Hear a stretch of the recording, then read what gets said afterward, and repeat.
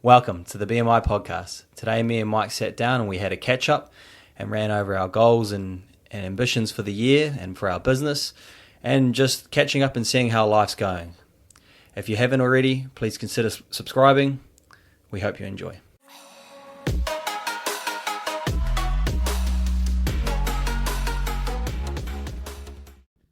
Welcome to the BMI Podcast. Welcome, guys. What are you wanting to go through today? Bit of catch up. Yeah. Bit of a life admin. Yeah. I haven't done any notes or anything like that. I haven't got anything. Yeah. So I think it'll probably be good to, just for the people that are listening, we're just releasing the podcast this week, and then you can bugger off.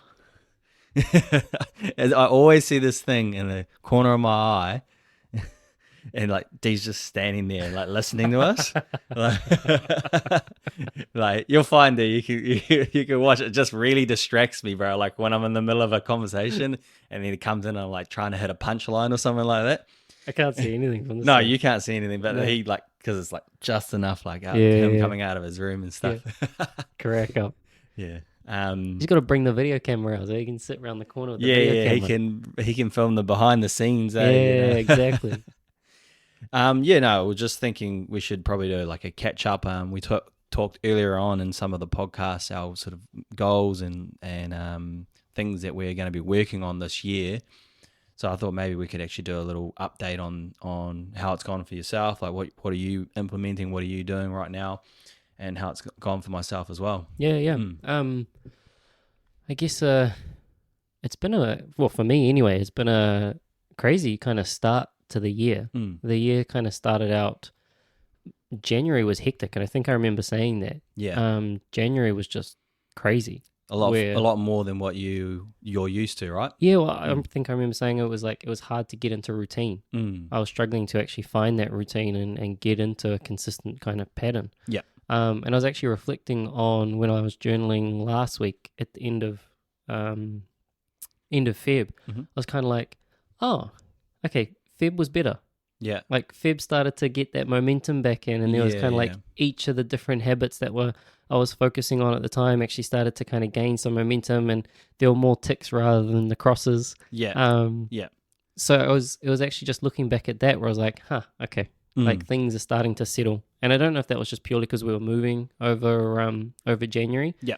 And then that mixed in with trying to almost wanting to get back into work quickly. Yeah. Because there was also that inconsistency around work, especially for us at this time of year, or early time of year anyway. Yeah, 100%, yeah. Christmas and the New Year period.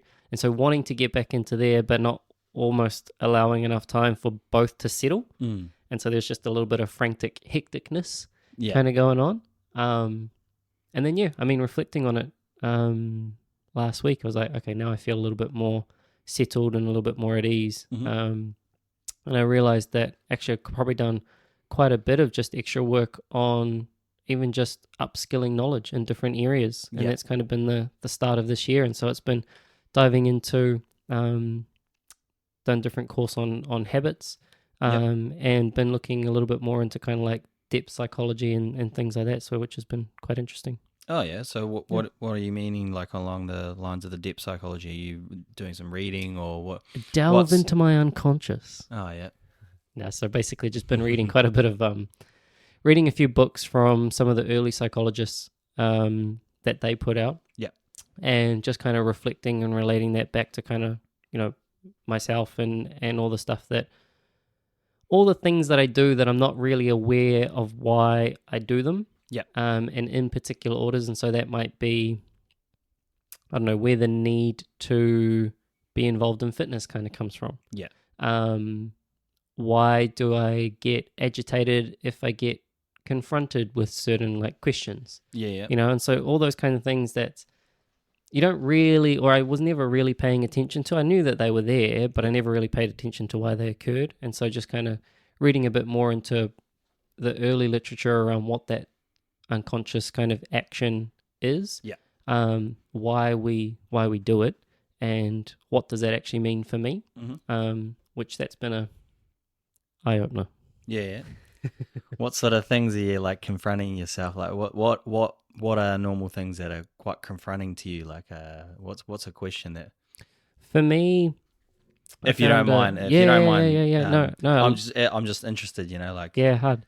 it's just about everything that confronts me, like triggered 24/7, bro. No, what's quite interesting has been I think a lot of the times I would use learning as a power tool.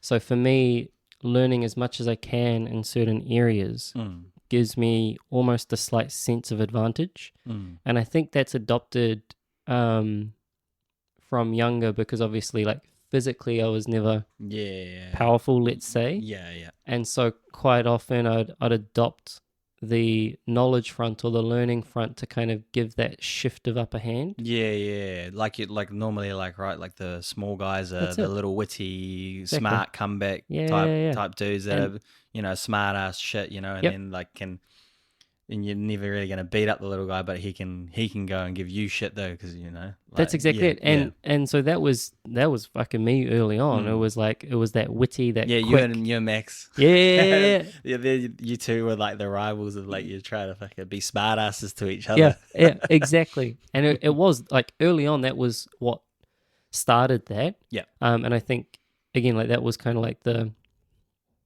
that turned into using more knowledge rather than wit. And so the wit kind of came, rather than kind of being just snarky, it would be, but I can come back with something, let's say intellectual, quite quickly. And so the wit would come back to be an intellectual comment. Yeah. And that intellectual comment almost gives a slight upper hand. And so it's like, well, why do I need to do that? Yeah. And again, it's quite a lot. It's just when I feel uncomfortable. Yeah. And so for me to help make myself feel less uncomfortable, it's actually coming back with kind of like quick responses and defense mechanism, right? Exactly. The more I know, the easier I'm able to do that. So it's my own shield, my own defense mechanism. So looking at that, it's been like, okay. Like, you know, trying to identify the times at which that I'm more inclined to just go in and try and use that intellectual capacity to win a conversation or something. Yeah. And can I kind of interact that with the stoic stuff and a lot of the meditation to be able to be like, you don't need to. Yeah. You know, can you take a step back at that point, realize that the proclivity is there to do it. Yeah. But can you kind of take a step back in order to not do it? Yeah. So you don't need to go too far down that kind of power game. Yeah. How's it been, like, transitioning through work and stuff like that? Like, is it with business? Yeah, with business. It's been like difficultly interesting. Yeah. Because I guess we had momentum going into the end of last year. And then we naturally have kind of a bit of a fall off. Yeah. And then I'm not too sure if I mentioned the time before, but the start of the year was quite busy and we had quite a lot of inquiries, and we still have a decent amount of inquiries, and we had our calendars relatively full from all the appointments from the year before. Yeah. But recently, probably within the last, 4 weeks or so, there's just been a lot of sickness and stuff going around, which that brings out the insecurities. Yeah. You know, when you see your calendar kind of starting out full and then you get halfway through the week and there's gaps galore and all this kind of stuff, and you just, there's nothing anyone can do about it. Yeah. But it's just, it is what it is, and you have to then take that, because you know there's a direct correlation between what ends up in the bank account and what ends up on the calendar. And so every time you start to see those gaps, I think that's where a lot of the early uncomfortability would start to resurface from when we started the business. Yeah. And there was that's a good point to think about, guys. You guys out there, like, Mikey's still pretty much new into business as well, and like, I'm going through that now, and we're 4 years in the business, you know, like, I'll give you guys a little thing to think about, and this is the same for you, for yourself. We're going through that still as well, and you're never really going to lose that insecurity, but like, it's for us, for the second cart during the week, it's not making much money. But then, like, you got to sort of think about, like, the moments where you're actually creaming it in other areas, and you're like, all right, well, you need to maybe go, okay, that's making up for that small insecurity.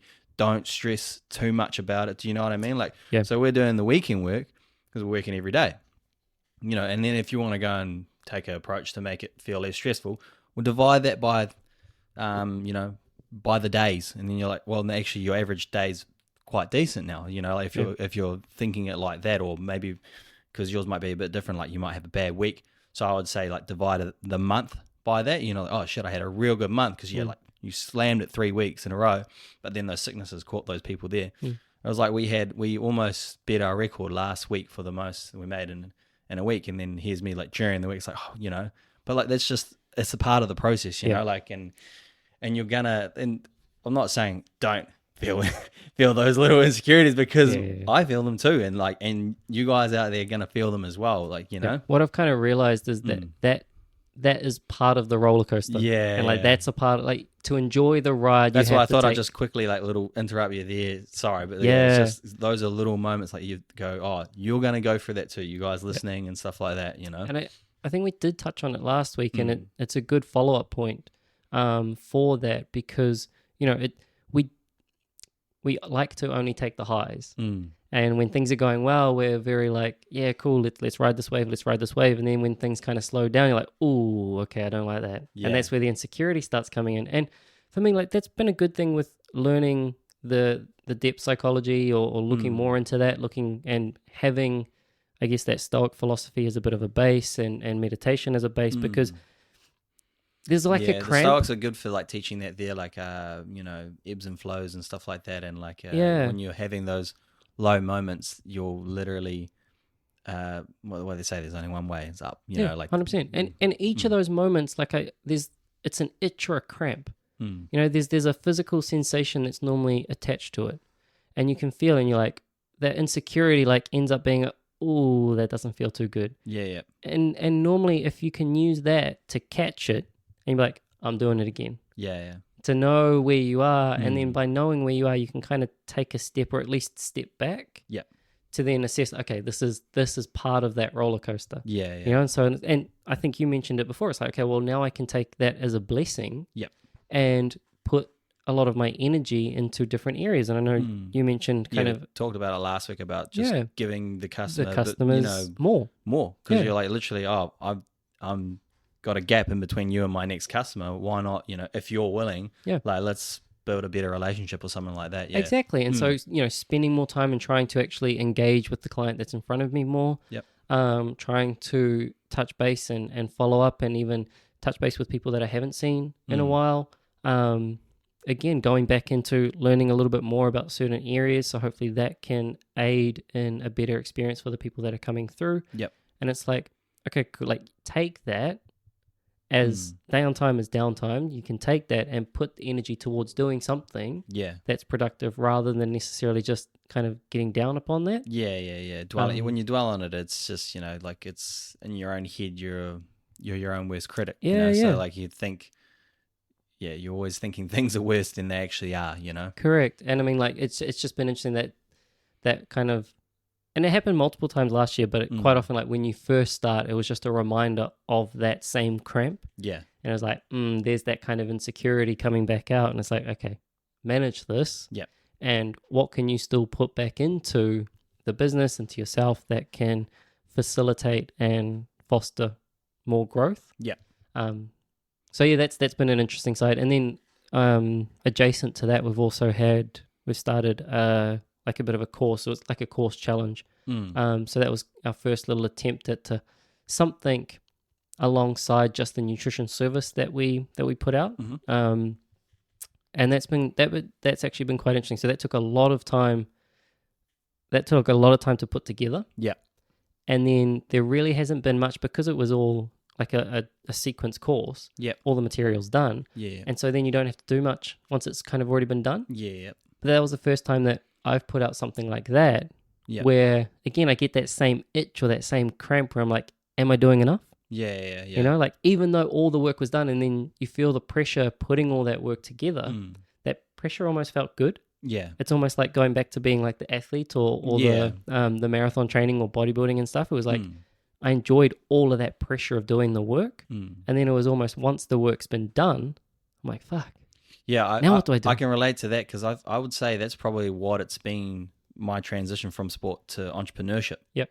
Like, I don't know if I've told you, but I've talked to you about it quite a lot. It's like, we literally, like, I kind of want to be at the red line. Like, fuck, what do I got to do? Because that makes me and my inner, like, entrepreneurship, or like my mind, like, all right, how can I go make some money? Like, how can I grow what we're doing right now to make it so we're not stressing, or like, like Europe was the one that did it to us last year. And I said to her, she was just like, oh, like, we had a bit of money saved up, and so I was like, are we going to spend it? I was like, don't worry about that. Like, so what do you mean? I was just like I'm in control of the money, and literally I want us to be like shit. Yeah, so then when we get back, because then I was like, we get straight into it. There's like the drive to there's the drive, because like it makes you think. And then during those times, like I always remember these moments, because I've had that the whole time with my property development, having no money. How am I going to afford rent? I was out renting at the time. Like I rented out my my house and stuff like that, and then I was just, because I was just by myself. I was like, I'll just go rent and just stay with someone. So I had to pay them rent. Like it wasn't me being myself and having borders, and they covered my mortgage and stuff like that. So I was like, that was a different time as well. I had to go and think like, shit, you need to go and make some money, or figure out how we're gonna finish your development quick enough that you're not, and it got close, man. Like I remember taking screenshots. So when I'm a super successful millionaire, I've got a whole bunch of shit. Before and after.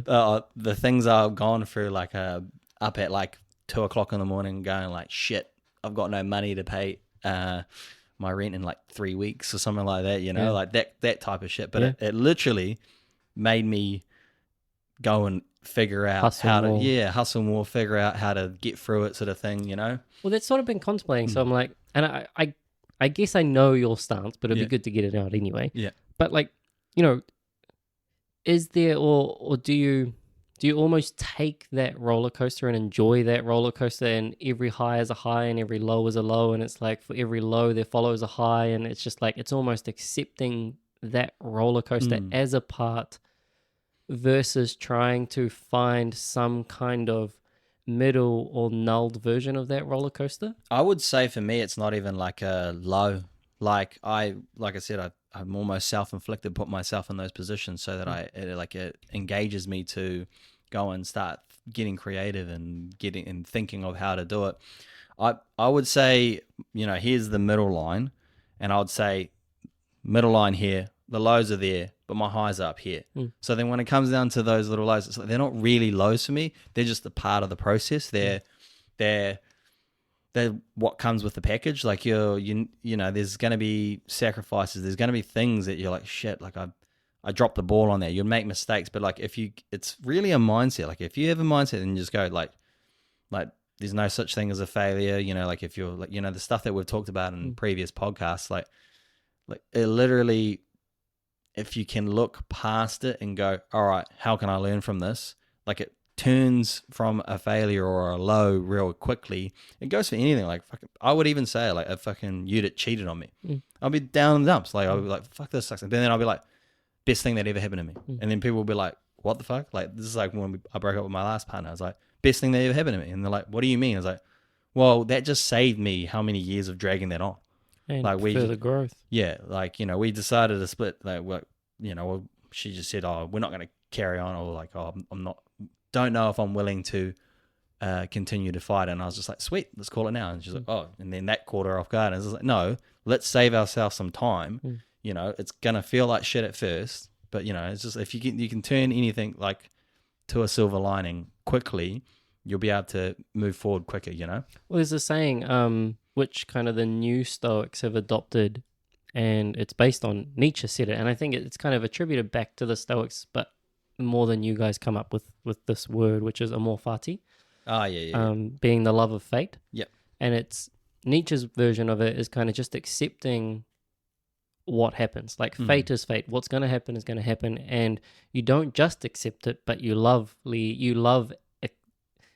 accept it, or you accept it with love, and like almost just take that on board with every part of your being, as in this is that growth opportunity. And it's almost like, that almost as a philosophy, just amor fati. Yeah. And whatever comes, and there will be some growth, or there will be an opportunity to learn from doing that. Well, there's no, like, life would be dull. Yeah. If it was just going your way. It's just like how they say, like, the CEO's son's, like, got a pretty tough life because he's got a, he's got to live up to his expectation, or you know, whatever. like Steve Jobs' kids or something like that. Do you know what I mean? Like expectation, and it's all given to you. It's like you haven't actually gone through the trials and tribulations to go and earn something. Like, and like us as humans, like we long to be a part of something. We want to like, you know, create or something, you know, like that sort of stuff. And when that's all robbed from them, you know, like I think I hear a lot of entrepreneurs just like, you know, being broke, like coming up with hard times is like a blessing for you. Like, cause like pretty much like 95% of the guys that are multi-millionaires and stuff like that from shit upbringings and stuff like that, you know, and they're like, that was the catalyst that enabled that drive or that desire to kind of do more. They talk about it, like I would say, like I think we've talked about it a little bit, like being poor, like not actually having any money. Like I wouldn't say we were poor, but I definitely did not get what all of my friends around me had. Like, do you know what I mean? Like I definitely I would say I had, well, I call it a perfect childhood for me, because it's like I had that good mix. Like I got to see mum's side of the family, you know, like, you know, things not looking too good over there, and then dad's side of the family, like a lot of them millionaires. Contrast. Yeah, and then it's just like shit, you know, like I think they're quite blessed. I could see, all right, if you apply yourself, you can be like that, or if you want to go the route that they're doing, smoking weed, doing drugs, drinking alcohol from young, teenage pregnancy, that sort of stuff, you know. Yeah. I find it's we almost need, like humans need that challenge. Yeah. You know, that's evolution in a nutshell, right? Like if we weren't faced with challenges, we wouldn't have evolved to the place that we are now. Yeah. And so we need like evolution of us, and even like that's in the classical sense of evolution, that's over such a long period of time. But if you just bring it down to what our evolution is and our development, our own personal development, that's an evolution. And you need those challenges in order to kind of push the boundary of your own evolution. And so power of the pussy, bro. The power of the pussy. It'll make men conquer nations, brother. Like, it's fucking true. It's gonna be an interesting time with all these pussy dicks out there now, you know. So is it the power of the? Which one are you gonna pick? Power of the non-pussy? I don't know what it is, like. But yeah. So we'll try to get back on track. Well, tell us about you. Like, what's been going on with you? So start of this year, we've been slowly. It was a real slow start for us, but it was real good for me in the sense of like I'm doing my Live Hard program. So I'm on day 22 or 23. We have an episode of that coming up soon then. Yes. So I'm almost complete. It's probably one of the hardest things I've ever had to do, and I am a miserable cunt like half the day because in between meals, because my nutritionist has got me on such low. He's an asshole. Yeah, such low calories, you know. It's quite tough. Yeah, he's an asshole. Yeah, I feel sorry for you. Yeah.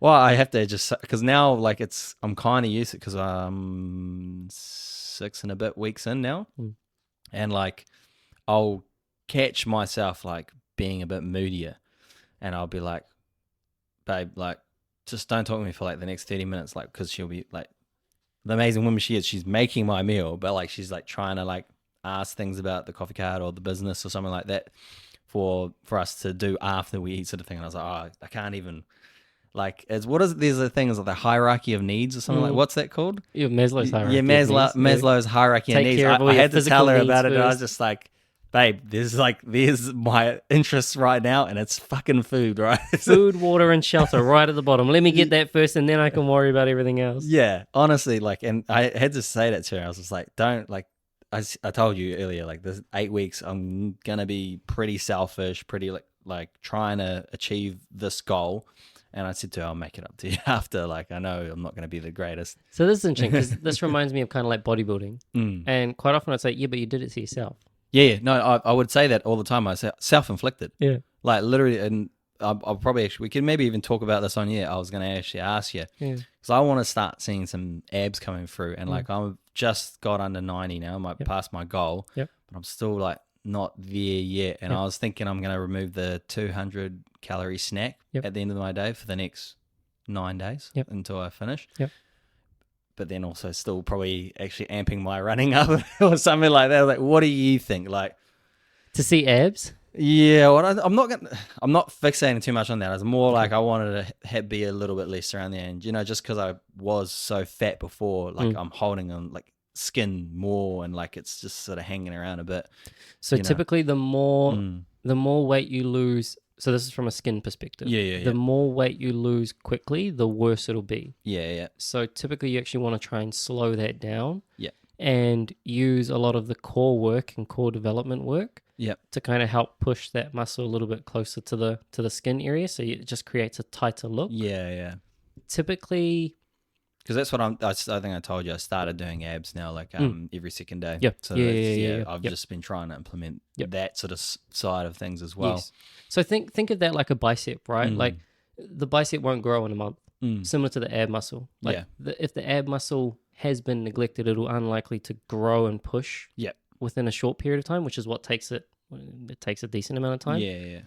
Now, it depends on how much like excess skin is there versus what the body fat percentage is. Do you remember what your previous body fat percentage was? I think it was 18, 19. Okay. I don't know. Like, I can't remember off the top of my head. It'll be interesting to find out in a week and a bit. Because I'm down like almost 9 kgs. Which is crazy. No, I'd definitely say, and this is kind of what I was mentioning in the message that I sent to you when you're talking about the different running and eating and things like that. At a certain point, some of that weight is going to be like a sponge. So that's just going to be all the muscle glycogen and water, so the carbohydrate and water that's inside the muscle. The more in a deficit you are, particularly if you're burning through carbohydrate, the more rinsed out that sponge will be. So you'll lose a lot of weight from water and carbohydrate that sits in the muscle. So part of that 9 kilos, can be from fat. Part of it can be from, quote, lean mass, that lean mass being carbohydrate and water. And that's because the body's burning it, right? It's burning it and it doesn't have enough coming back in to top that back up. Like a glass. You know, you're burning through excess amount of the water that's in the glass and you don't have enough coming back in to fill it all the way to the top. So that's going to be the weight that's part of the weight that's lost. As a percentage, you're looking around you would start to see the outline of a 4-pack typically at around 15% for a guy. So normally if I'm around 15% down, you'll start to see something, again, depending on skin. So I think I'm probably a bit past that now, because like I think I was like 130.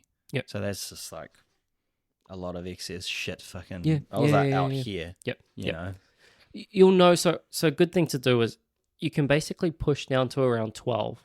Now, if you push down to 12 and you can't see the abs coming through, or they're not as prominent as what you kind of expected at a 12% body fat, it's likely skin. And so then you want to try and slow down and kind of basically either sit at maintenance or a very, very mild deficit to help slow the process down. But again, the faster you lose it, the more it will be skin.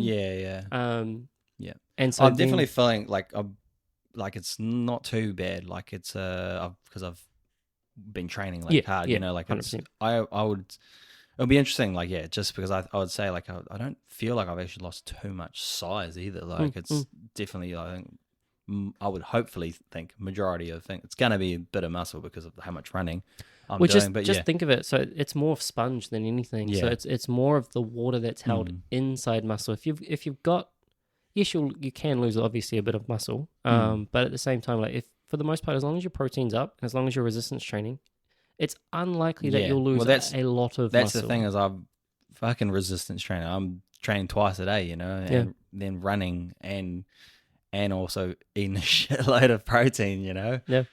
And so it's kind of like at that point it's unlikely to be muscle, but what it is likely to be is the carbohydrate in the muscle. And so that's just the water. You're telling me I'm going to get massive, bro, as soon as I well, I have to do a reverse diet, right? Well, yes and no. So like it depends. Like reverse dieting, I think for the most part, I want to eat more, bro. I'm fucking starving, shit. I'm running and I'm working out and I'm walking the dog. Like more from the sense of what a classic reverse diet is. Like I think reverse diet or the reverse dieting kind of almost gets too much hype. I don't think that for most people, like unless you're in a bodybuilding circle and you want to maintain the ridiculous low levels of conditioning that you've achieved, for a long period of time while eating a little bit more than reverse diet, in the classical sense of eat 50 to 100 calories more every week and just do that over the course of 6 to 8 weeks kind of thing. Whereas your reverse diet could actually just increase your calories by 300 to 500. Okay. Rather than fuck around at 50 to 100. Okay. And that's mainly because 50 to 100 is not going to do anything. You'll feel like shit probably for the next 6 weeks until you accumulate 300 to 500 extra calories anyway. Yeah. And so all it's doing at that point is, some of them have photo shoots after a show. Mm-hmm. And they might have photo shoots for like a month or so they don't want to gain kind of too much, any excess water or fat or weight in general. Yeah. So they kind of have to do it 50 to 100 to build the capacity up. So yes, they're eating a little bit more, but they're also able to maintain that. Yeah. No, I'm with you. Yeah. Whereas most of the health benefits, any metabolic or hormonal benefit that they get from it will typically occur once they've consumed enough calories in general. Yep. Which if they're only doing it 50, it might take them 5 weeks to build up enough or 10 weeks to build up enough. Whereas for normal people, you just go straight to the 500. Okay. Yeah. So should I keep my 200, you reckon? Because I'm probably outputting quite a bit, or I would. I mean, don't want to crash the metabolism too much, or like I just don't. I still feel like I'm actually, how like I kind of feel like at the end of the day, like you're like that hunger, like, oh yeah, sweet, I'm gonna be losing some weight. Yeah. I'm still getting there. So like, I've been eating the same calories the whole way throughout. You know what I mean? Like, yeah. So basically, like, if you do the math, it's about 8,000 calories to a kilo of fat. Yeah. The 200, let's say, over the course of a week, it might be an extra 1,000 calories. So you'd need probably like 8 weeks worth of that to burn a kilo of fat. Yeah. Okay. It's almost not worth it. Yeah. Well, I've already hit my goal, right? Yeah. Like, so like, I've still got like 10 days, but yeah, I don't know. Like, it was also the Live Hard program as well in my head going, all right, you're smashing it. Yep. How can you make this harder on yourself? That's like, essentially all that would be. Yeah. You would be making it I've already done it for the last 2 days, so and it fucking sucks. Yeah. Physically, it's probably not doing much. Yeah, okay. Mentally, that's a different ballgame. Yeah. If you like that component of I get hungry and I'm fucking teaching my inner bitch that you like to say, I'm teaching my inner bitch about the hunger. Yeah. Go for it. Yeah. But it will take you about 8 weeks to burn off another kilo of fat doing it that way. Okay. Yeah. But I can like burn that in running as well. So. Exactly, right? So I just ran. So also, a good way to pick up is just what's going on right now. So I've been running for 6.5 weeks, 7 weeks. And I just ran my first 10K ever in my life without stopping. Like, I've run 10K before, like once when I was doing boxing and stuff like that. Yep. But I literally have never run 10Ks without stopping, and like it was actually quite easy. Like it was good sticking to the process of like literally trying to stay at zone 2 the whole time. Yep. And just because I've been doing 45 minutes. So last week I upped all of my runs to an hour-ish minimum now. And then I thought to myself, I'll give it a go, because I was like, by that hour of zone 2 running, I'm doing around 7. Yeah, right. 7.5 Ks. And I was like, and I'm literally like, I'm sweating, but like I'm walking up, I'm not puffed. Going. Yeah, I'm not puffed. I walk like, because I stop at the end of the driveway, and then I just cruise up just to sort of flex it out. My knees are definitely feeling it though, like after just doing almost like, what's that, 20-ish to 25 kilometers a week is I'm not used to, Correct. And but I was super proud of that. Like, honestly, like and then I did it on 10Ks, 58 minutes. That's mean. Yeah, that's and mean. And kept the nose breathing up until just after 9 and a bit Ks. Yeah. When I was just like, okay, now because I didn't realize how well I was doing. I was like, shit, I can get under an hour. Yeah. So then I like pushed a little bit hard. But I dropped it for the last 2. Well, no, I didn't even. It was like 800 meters left or something like that, and I was just like started breathing from my nose and mouth, like bit of both. But because that was my gauge that I was trying to keep the whole time. Like, if I started running too quick and I found it like big breaths through the nose, I was just like, okay. So I just slowed down. Do you remember when you said you'd never be able to nose breathe? Yeah. No, well, like I literally said, like I haven't breathed through my nose pretty much since I was like a child. It was young, right? Or real young. I would say like 6 or 7. Yeah. Like. And that's what I was like, Like I still can't nose breathe at night, like sleeping. Like that's the next goal, I guess. You know, that's probably habitual more than anything, eh? Yeah. By this point. Yeah. I don't know. Like it's a bit weird. Like I try to, and so right now I can breathe through both my nostrils, but when I go to bed, it's always just down to one again. Like you know. I mean, I always find if I'm getting an asthma attack or anything like that, it'll always be at nighttime. Like if I normally get hay fever symptoms or asthma or anything, it's normally at nighttime. So it could be just generally the pollen or something. Yeah, I would say that's because it's like dust and stuff. Like because if I go and pick something out of the closet that's been in there for ages and I haven't worn it, so like say it's summertime, and I'll pick out a top that's winter my summer top, or winter clothes, same thing. I'll be triggered. I'd have to take an antihistamine and stuff like that. Yeah, that's super interesting. And you're able to maintain the whole thing basically zone 2. No, I wasn't zone 2. I was like probably 3. Yep. Zone 3 to 4, like the whole way. Good. But like I was I was breathing through my nose. Like so it wasn't zone 2, but at least I wasn't like puffed. Do you know what I mean? Like that would be interesting. If you is that zone 2? I don't think it's zone 2. Zone 2 is the heart rate range, right? Or... Yeah, so zone 2 is more like actually blood lactate, which will correlate to heart rate closer than anything. Yeah. But what you might find is you could have actually been able to keep yourself in zone 2 if you were mouth breathing. Oh, okay. So normally, obviously, there's less oxygen that can come in through the nose than what would come through if you took a big gulp through the mouth, right? Yeah. Normally, you actually go hypoxic, which is kind of like you're limiting oxygen when you go through the nose. Yeah. And so it's obviously good if you're trying to train that system. You're trying to train the ability to build up the amount of oxygen that you can intake. Poor for performance, but great for being able to like use more oxygen because you're limiting. It's like altitude training. You're limiting the amount of oxygen that you can actually intake by breathing through your nose versus the mouth. No, it makes sense. Right? So you actually might have been able to stay in zone 2 because you wouldn't have been putting the extra stress on your system by breathing through the mouth rather than through the nose. So potentially you could have actually just brought your heart rate down. If you're only sitting at like zone 3 and that was nose breathing only, let's say you'd probably be able to hold zone 2 for the full thing if you were mouth breathing. Well, I don't know. The pace was pretty decent for me, at least. You know, like Towards we're trying to think. No, like I had a faster second 5 kilometers 5K. in the first. It was, you know, as you do, you sort of get into the flow of things. Open up. Yeah. Like I always find the first 10 minutes just like, fuck, this sucks. Yeah. You know? Yeah. Have we talked about that before? Yeah, we've talked about it before. Yeah, I think we talked about cardio and the cardiovascular podcast and stuff like that.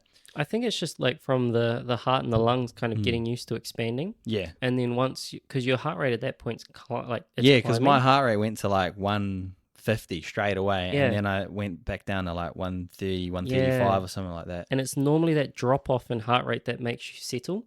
So it's the increase in heart rate that feels uncomfortable. And that's where you're like you're still trying to warm up. Yeah.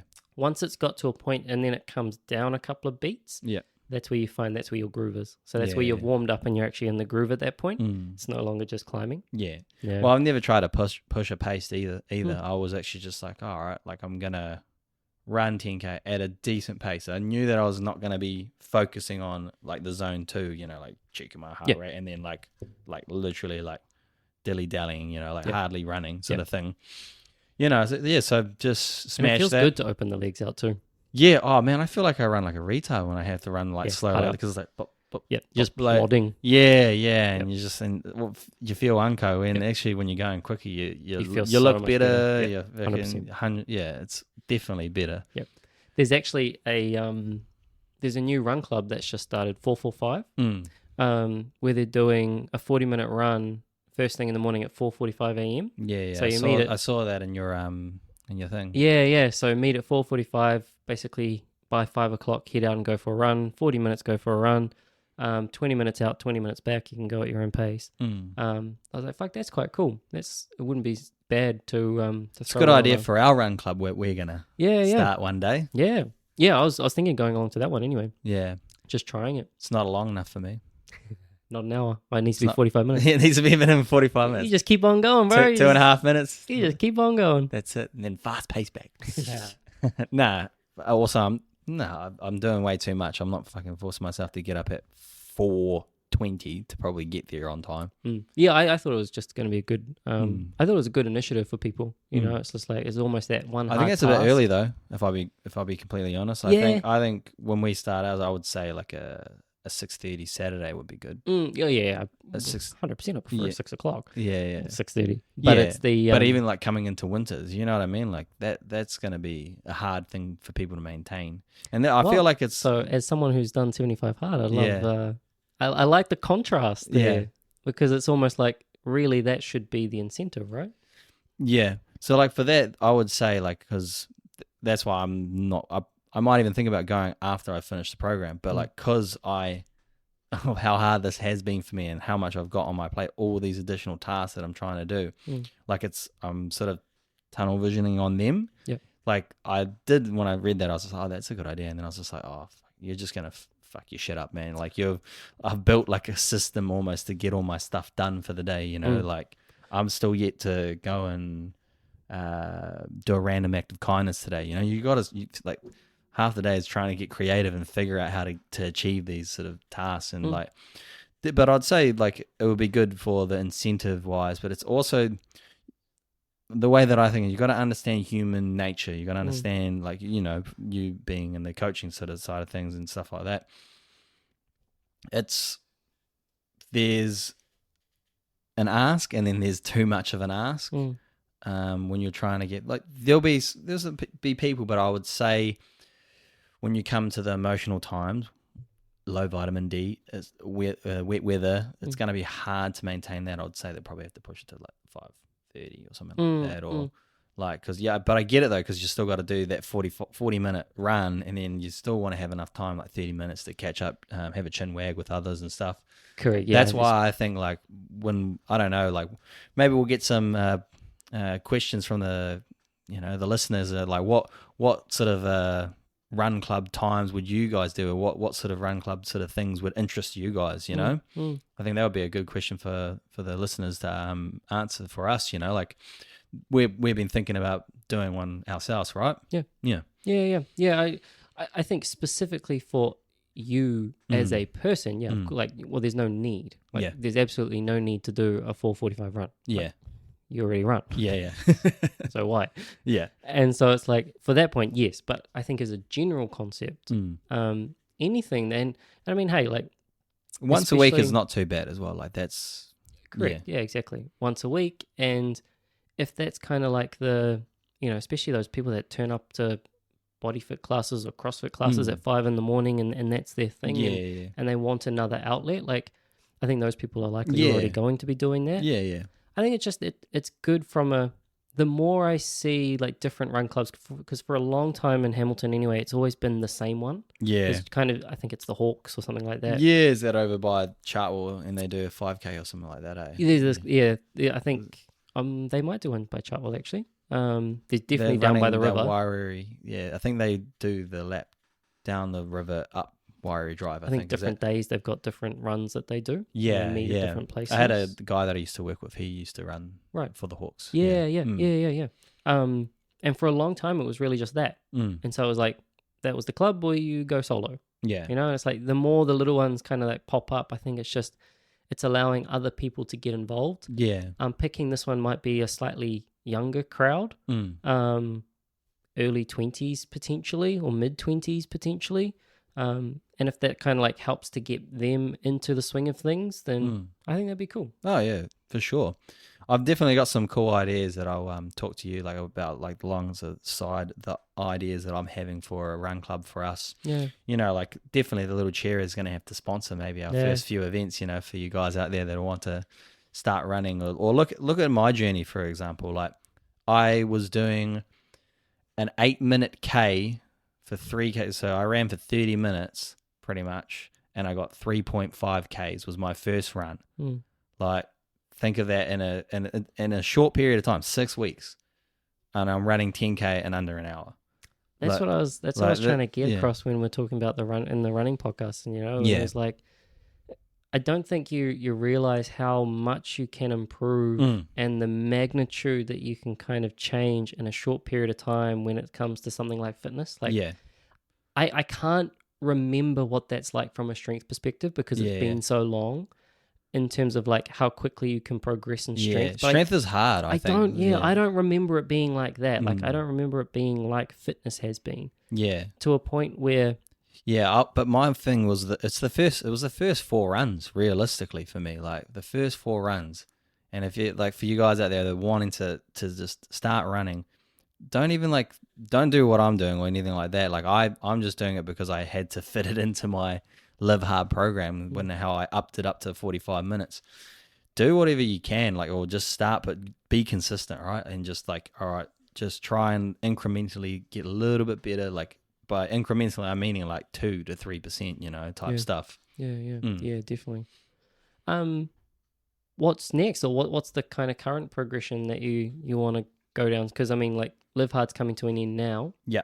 Have you thought about what's next, or are you kind of taking that road as it comes? Definitely. I'm going to get in amazing shape this year. Like, I'm quite happy because I thought I was going to lose quite a bit of size, like doing this running and stuff like that. But it hasn't been the case because of how hard I've been training in the gym and diet as well. Like that. I would probably put testament all to just eating protein, like, and shit ton of it, right? Like, 100%. It's, what is it, close to like 40% of my diet is... I'd say so at the moment. Yeah, 40% of my diet is protein. Yeah.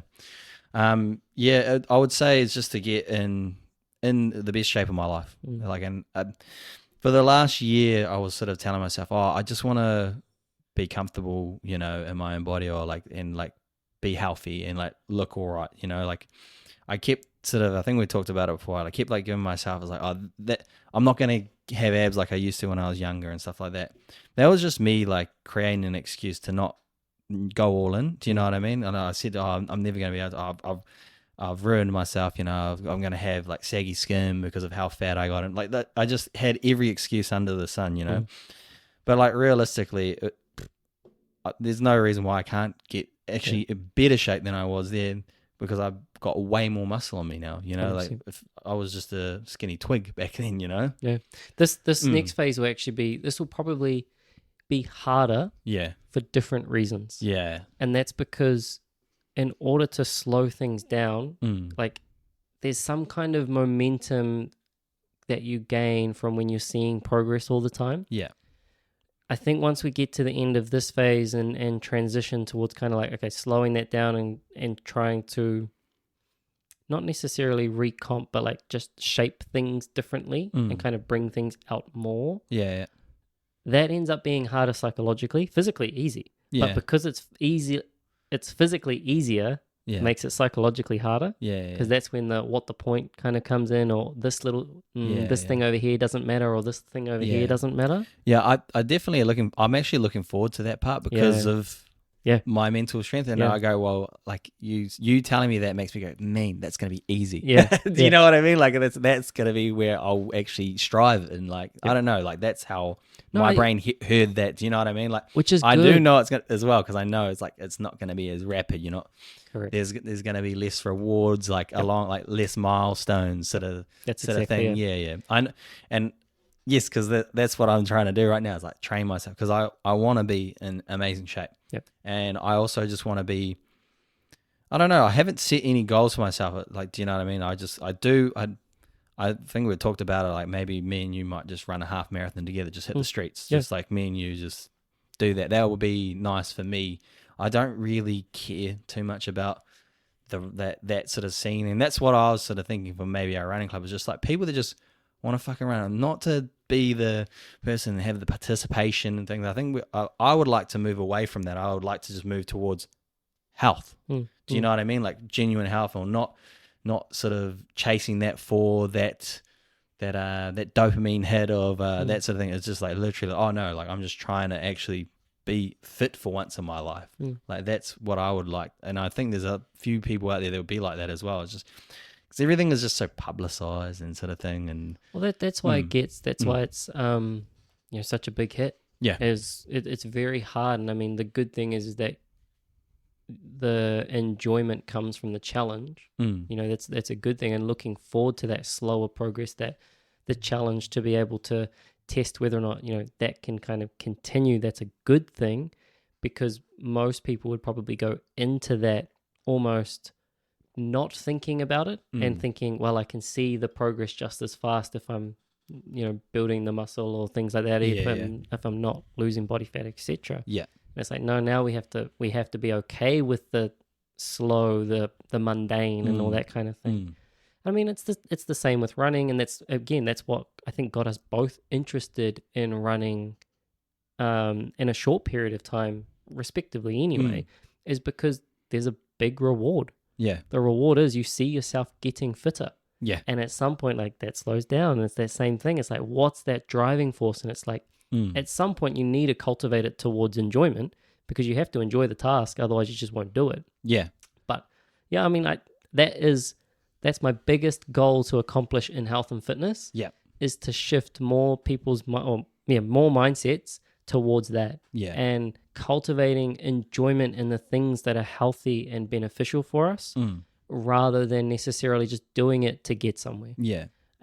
Hey, if I can achieve that in my lifetime, I'll be stoked. But yeah, well, I'm the same as well. Like, that's why I think we align with the podcast, right? Like, that's because I see that as the main goal for any entrepreneur, any of you young listeners out there, that would be the square one, that I would start in, and like that's sort of that mindset that you build from that. There, you'll be able to literally pass it on to any endeavor throughout, business and stuff like that.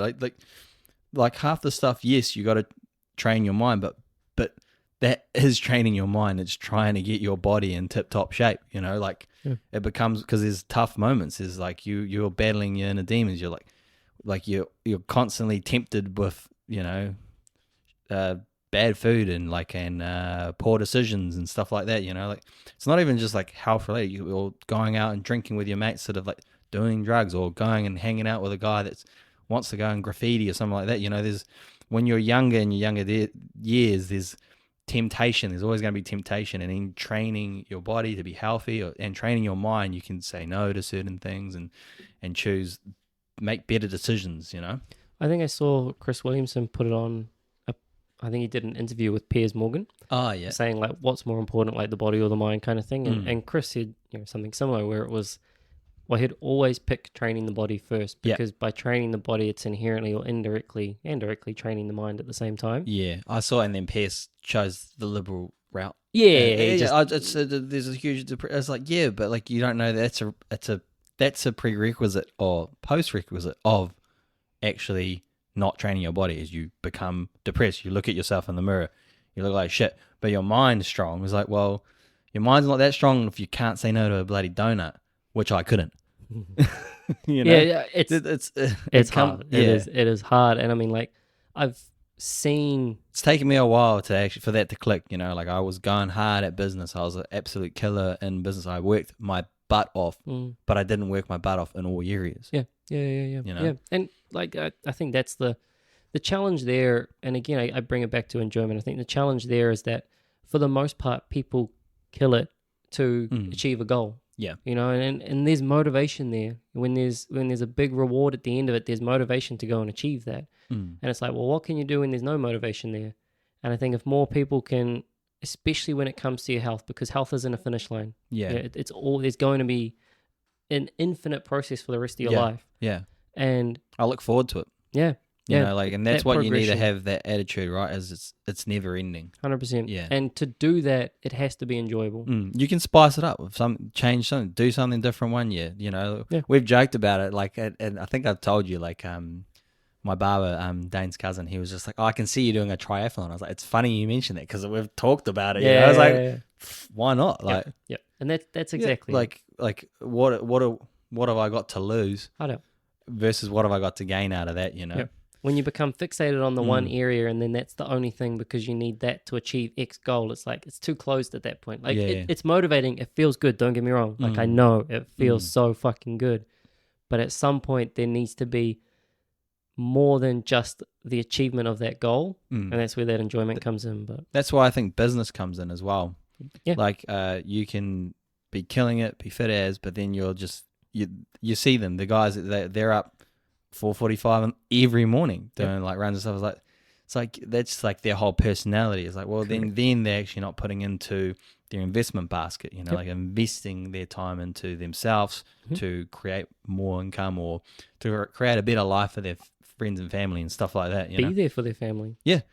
Because like I had that going when I was hustling in my younger years and stuff like that. It's just like, oh, you know, you're not at family events and I was just like, but now I had the ability, you know, like we've talked about it before, you know, like bailing mum and dad out of their debt, you know, in debt 50K, you know, like, and you go up and ask anyone at our age or any like, even adults, can you bail anyone out of 50K? No, you can't. You know what I mean? Like, and that's when I was going through the loans to pull their debt into mine, the clerks, and they were like maybe like 55, 60. They were like, oh gosh, I wish I had a son like you. Yeah. And I was like, well, I shouldn't be having to do this, you know, like, but you know, I was like, yeah, I get it. They're like, oh, you're really nice. It's like, no, it's like they deserve it. They just made some, you know, bad financial decisions. So yeah. And then also we'll try what else is next for us. So trying to grow the little cherry, I think, is the main goal. We almost hit a record breaking week. So I think last week we talked about like how much we were making, and I think I said something like over 15 grand, but that was in a month. So our best week we've had so far is 6.8K in a week. Man. And then we almost got there this week just gone, so 6.5. Yeah, so we're getting consistent, like at like getting near or around those sort of things, and like that's amazing, you know, like that compared to sort of, you know, that's not all profit, but you know, that's I thought I'd be transparent for the listeners out there, like what you can build it to. So what's that, you know, if you got near there, you're almost near 15 to 20 grand a month, you know, in income, you know. So yes, what 6 4 is 24, so yeah, plus some. Yeah, but like you're not going to hit those. Those are our milestones, you know. Like, and if you're being realistic, like you'd be ranging from 2.5 to 5. You know, 5 would be a good week. And then because like the way that last week worked is we had 2 really good events, you know. Yeah. And that's the crazy thing to think about. That's just 2 really good events. Like if you start building your businesses up and stuff like that, we should be chasing more like decent events like that, you know. Like. But we're just setting ourselves up. We're building that foundation so 100%. That we're able to take on those. We're looking at bringing on a staff member probably soon. You know, I can't keep hitting up the bro to help me on a weekend. It'll be nice because we essentially want to claim our time back so we can build into the business itself as well. 100%. Yeah, because that's what I know my time is best used. Used it as a machine, so like she'd be a hard employee to replace. But I don't even like. I'm trying to coach her and just teach her, like even if we only get a 70% of you, we're still winning. Do you know what I mean? Like, well, I mean, she can be saved for some events and things, right? Like you can almost keep her for all those events and take on more events because you've got people managing the carts during the week. Yeah, I was hoping it was like let her do. No, we're paying people. You do the easy job. You know, like we're going to be giving someone, you know, I think income. It just depends what she wants to do. Yeah, well, she wants her weekends back, you know. Yeah, but well, there you go. Yeah, like, and well, I want my weekends back, and I want my weekend back with my partner. Yeah, because we're just working all the time. Yeah, and we were talking about it the other day, and it was just like, shit, like, now that we've got both carts, I was like, oh, we've only got one event on. I was like, well, we don't have a staff because then one of us is having the weekend off. And then more than likely it's going to be me. Yeah. Like, because she's finding it hard to let go of the ropes, and which every owner tends to do. Yeah, and so because I was talking to someone the other day about how like you need to learn to let go sort of in your business and stuff. So I'm past there because I've done property development and stuff like that. I was like, oh yeah, sweet. You're better to get people that know what they're doing to do it. She's going like, oh, well, no one's as good as me.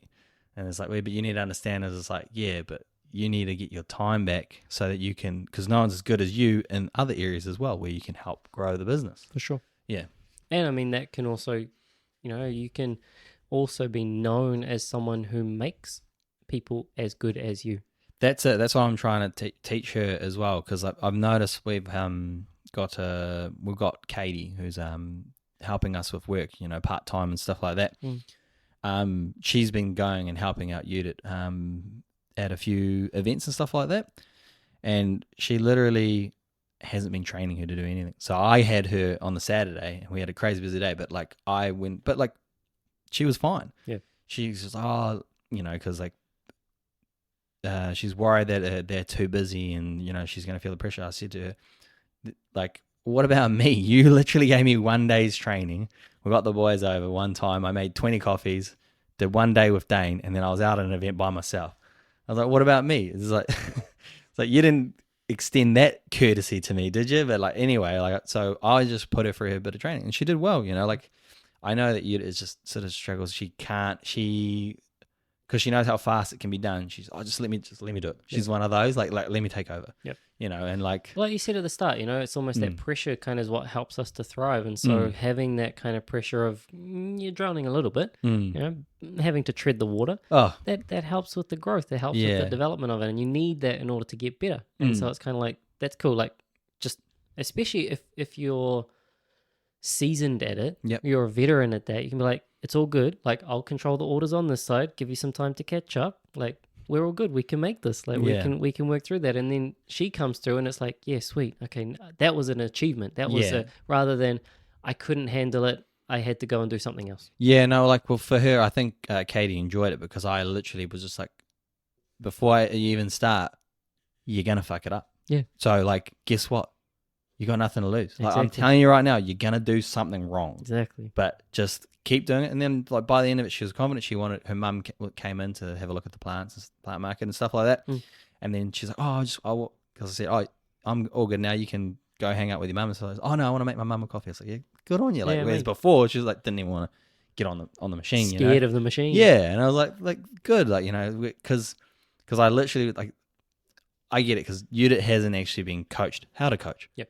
Like, or be a leader, like she's only sort of being yelled at from me. Yeah. Pretty much was just terrible, like I shouldn't do that. But no, that's what I've been working on the last 6 months sort of thing is like, all right, how you're really messy here and you do that and I'm really bad here.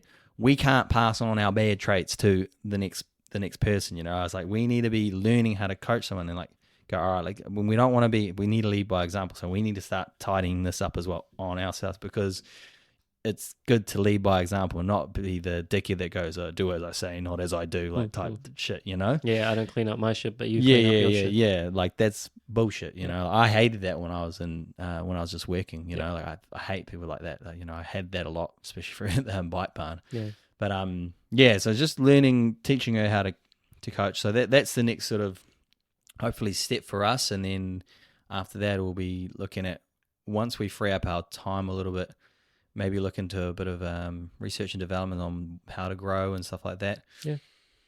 Who knows? Maybe even get the carts off site. Go get a site and start roasting. Yep. Would be an amazing goal. 100%. I'll put that out there just to have the positive energy out there. Yeah. I don't know, like it might be too far ahead of it ourselves, but I know me. Got to think big. Yeah. 100%. How about yourself? What's the next step for you guys? We haven't really. Well, the last time we talked about what was next was kind of bringing back, and so, like I said at the start, it was mostly centered around getting all this information kind of ready for the course that we were, or the challenge that we were kind of starting, and so now it's coming back to just giving back to the people that are already coming through. Yeah. And so just refining what we do. And so are there like resources that we can now develop for clients? What's going to, I guess, help our message get across to the clients that we are seeing easier? And so I think it's more refining the process that we are doing now rather than kind of just making another thing. Yeah. Jumping from other thing to another thing to another thing. Just coming back to actually our current process and identify ways that we can actually make our current process better. So hopefully we haven't sat down to go through what that looks like. And so the first step is just sit down. What does the current process look like? What are the types of clients that we have? What are their goals? And what are we missing that can help them with their goals better? Yeah. And so we've kind of broken it down, and the original philosophy was like a pyramid. Be it habits at the bottom, the meal plan or implementation strategy that we normally come in at in the middle tier, and then the specialization right at the peak. Most people tend to like the peak or the specialization shit, but really they should be focusing on the fundamental habits first. Yeah. And we act as kind of like a guide in between both of those areas. And so, like, you know, as people need to focus a little bit more on habits, we can guide how to do that. If they need to kind of specialize a little bit, then we can do that. For the most part, we've been focusing on the lower tier. And so the next step after focusing on the habit stuff will be identifying, again, ways that we can improve what we're doing in that middle tier better. And once we've identified that, then it's, okay, well, what does actually specializing look like? You know, and whether that's sport nutrition, whether that's different supplements for different things, ways in which people can optimize their well-being. So it's just breaking down, I guess, the philosophy of things and currently, what can we do more for our current clients based on what we're not doing at the moment? So how can we serve them better? Oh, cool. I'm looking at also just producing a bit more content as well. Like, I'm just trying to figure out. I'm enjoying it. You know, finding it a bit fun. You know, playing with stupid videos of me gymming and like sort of the stuff that I'm doing on Live Hard. I wish I sort of had the skills to do it, sort of, so I could have actually done the whole journey. Sort of thing, but I'm still building the confidence up, like just talking and hardly even talking, you know, but like just putting little bits together. It's just, I don't know, you know, I just got to get over that, like that little bit of discomfort of just, you know, no one gives a fuck. Like who cares? Like, you know, you shouldn't care. Like, what is it? Just like you're caring like what other people think, right? Pretty much like. As much as I keep going, I don't give a fuck what people, but then there's still that like stopping me from fucking going like that. And whether I like put it on my socials, I don't know. I do. I think of like literally like the certain people that I'm like, they go, and then but I still also go, fuck them. But I don't know how to explain it, but I also like, oh, but they're still gonna think that it's like, but also fuck them. But it's still a little bit of a hurdle right now 100%. For me to. I think at that point it's just like keep going with the little things that you're already doing, because at that point you're already pushing boundaries, like you're already pushing your own boundaries. And again, like a lot of the times we like to run before we can walk, but all those little steps while we're walking accumulates to a run eventually. And so it's like just keep developing that confidence and like putting more content out there. Because even when you think about this, like there's literally no difference between what we're doing now in front of a camera and having the camera here, except for instead of talking to me, you'll be talking to just something blank. I feel weird talking to fucking no one though. You know, like this is why I'm comfortable here and like, just small little hurdles, but 100%. Hey, you know, 100%. It'll be. And then you just get used to seeing it, you know. And the first thing is like having the camera there, so the video is. It's the brother Mikey right there, bro. Just put me on your screen, bro. Can I have more calories, brother? I can be a screensaver. Don't know how you would feel about that. Getting downgraded, but it's like the more it can be there. You're the screensaver and she's like the background, you know, like when you're in the app. At least then you'll get used to seeing the camera. Like half the point is, and half, like sometimes it can be easy even just writing a script out. Writing something out and like, oh, I'm terrible at that. More impromptu. Like I don't know, like it's I've got no problem with talking and stuff like that. I've been very good at like, you know, conversing. It's just then when I do struggle once the camera's sort of there. I had a really good one, but I accidentally, like after I finished my 10K, did a mean speech walking down the street, videoing myself, and then I accidentally, when I turned it, I clicked the fucking button again. So I was actually just talking to myself walking up the road, and then I was like, shit, like. Fuck, it would have been. You're a YouTube sensation. Bro. No, I literally did. During that was my one moment. I was like, I had that runner's high, you know, and then I was just like, you just smashed my 10K in 58 minutes, and then I was just like, you know, if you would have asked me if I could have done this 6 weeks ago, never.